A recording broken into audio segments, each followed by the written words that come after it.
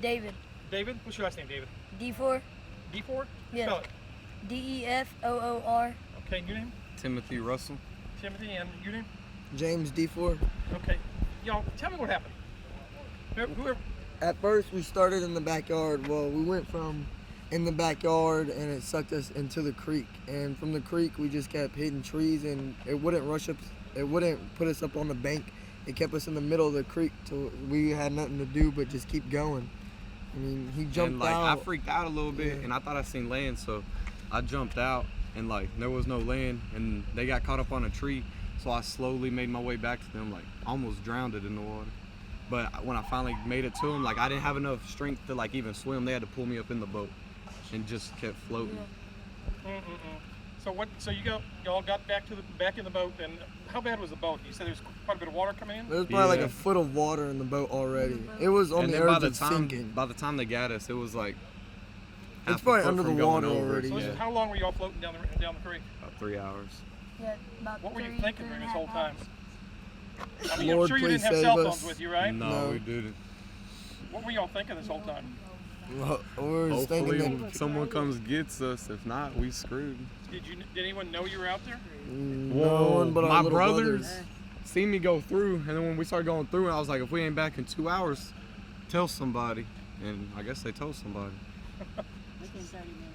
About 30 minutes? Within 30 minutes, which I'm glad they did. So how'd y'all finally get out?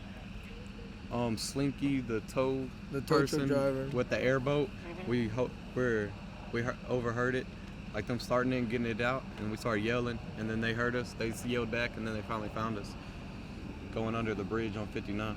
So you were way down the bridge already? Yeah, we were at way 59. down Jeez. All right. And tell all these teenagers. Hang on just a second. Let me Okay. get set up. I want to tell them don't go in the water. What's your name? Kathy Doyle, Kathy. D-O-Y-L-E?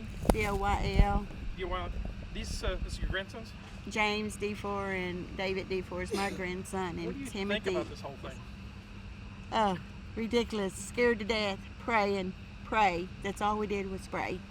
If it wasn't for the good Lord, they probably wouldn't have made it. When did you first find out that they were in the water? Oh, around 7 o'clock. Did someone just come up and tell you? I came to pick up my grandkids to take them home, and then me and Sharon realized they were going in the boat, and we went down to the fire department and asked them, told them we don't know what to do, but our grandkids are in that rushy water, please help us. And they did. They came down to help us. Appreciate it. Thank you. Commissioner Jim Clark, Precinct 4, Montgomery County. Jim, tell me what happened. Well, I received the call on a radio that we had a high water rescue in progress, and I just happened to notice a familiar address. It's a family friend, and they had 4 boys. It's actually 6 boys. 2 of the boys decided against jumping into the water, but basically they had a boat washed up here, a fiberglass boat, about a 19-foot, no motor, had been stripped out. They thought it'd be a good idea to launch it into the creek and go for a joyride. No paddles, no lights, no nothing. Took off about an hour and a half before dark, probably about 7. The grandmother came home, discovered the grandkids gone. The other 2 grandkids told them what took place. The boys were down the river. They immediately went to the fire station. The East Montgomery County Fire Department with Chief Taylor, rescue was dispatched, Precinct 4 Montgomery County, Constables Office with Rowdy Hayden and his high water rescue team. They put in here at the house. We had a local wrecker driver, Slinky. Him and himself and Ricky Overall and some other members of the community went down to the river bridge at 59, which is approximately 11 miles away from this location. The boats had been launched. They were ready to start the search and rescue.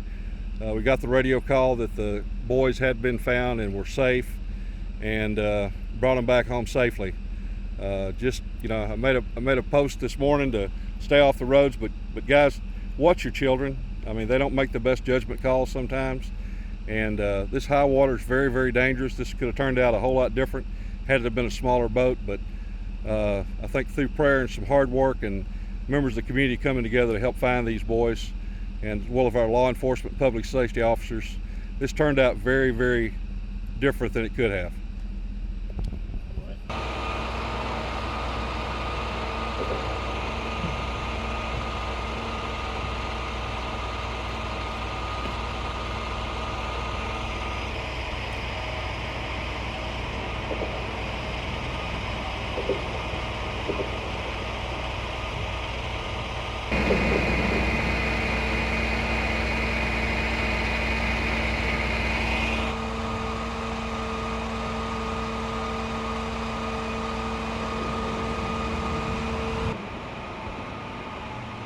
Slinky, hold that light. Look here, Ricky.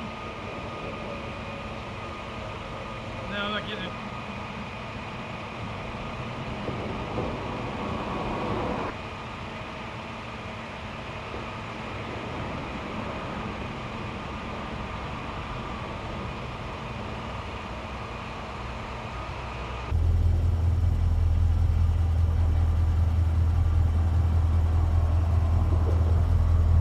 Ricky, tell me what happened. Oh, well, First of all, your name. Ricky Overall. Spell your last name.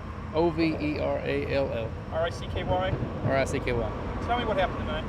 Well, my neighbor Slinky got a local record service here, called me up and said that there was 4 young boys that went adrift on a John boat and wanted to know if I wanted to go help him look. He had an airboat, and I said, sure, I'll be there in 5 minutes. So I went down there and we loaded up, gassed up, and come down here below the bridge. We kind of figured they was way upstream. We'd start here and head north, or we'll head upstream and try to catch up to them.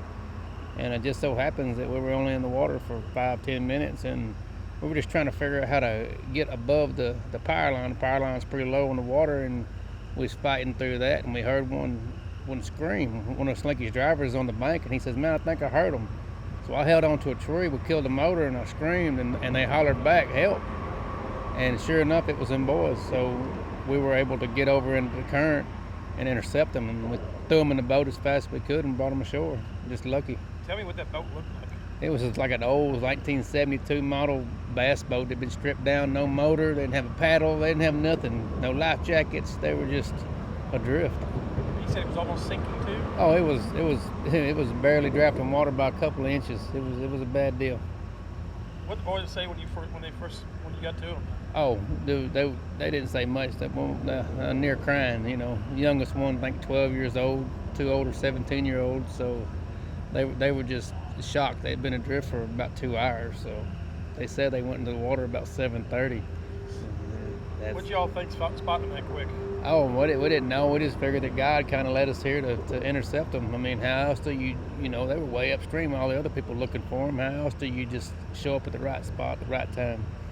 So I'm a firm believer that God put us here in the right spot at the right time, and we got them. Appreciate it. Thank you.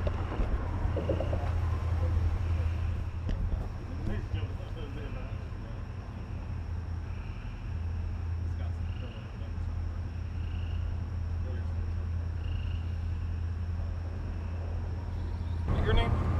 Sgt.Slack, PIO for the Montgomery County Precinct 4 Constables Office. Tell me what you had tonight. Around just before 8:30 p.m. on April 19th, Precinct 4, along with the East Montgomery County Fire Department, was dispatched to the area of Lilac Lane in New Caney. The reports were 4 or 5 boys were lost in the river somewhere in a boat, is what it was believed. We arrived shortly after along with the fire department and spoke with the people there. They advised there were 4 boys in a 19-foot fiberglass boat with no motor, no life jackets, somewhere out in Caney Creek.